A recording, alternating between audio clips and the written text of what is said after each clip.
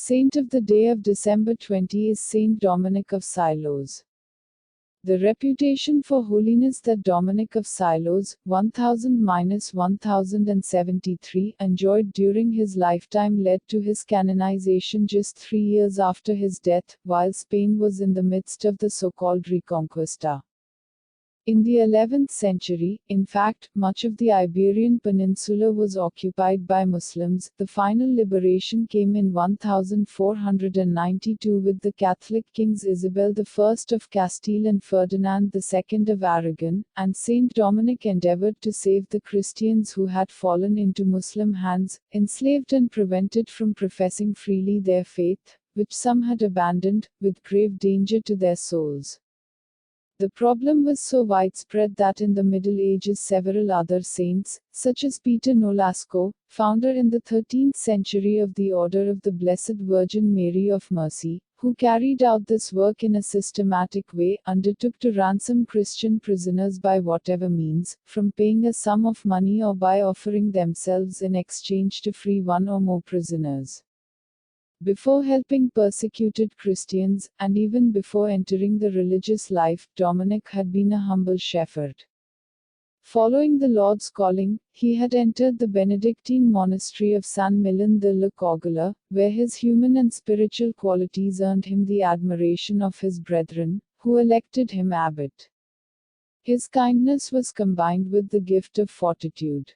Having noticed this, the king of Navagacía III tried to impose an extortionate tax on the monks who lived off divine providence as well as agricultural work, but was told that the monastery's resources were not for kings but for the poor. Garcia became irritated with the saint, who was forced to move, eventually finding refuge in Castile under the protection of Ferdinand I. There, Ferdinand asked him to restore the derelict monastery of San Sebastián de Silos, founded 4 centuries earlier in the Visigothic age, to its former glory. Dominic threw himself body and soul into this work, and soon the abbey, including the cloister, a true architectural gem that can still be admired, flourished again, becoming a center of charity and culture. Within the monastery of Silos, subsequently dedicated to St. Dominic, the Mozarabich liturgy has been handed down through the centuries, and is one of the few rites still in use, together with the Roman and the Ambrosian. After a life in the service of God, Dominic died in his monastery, where his remains still rest today.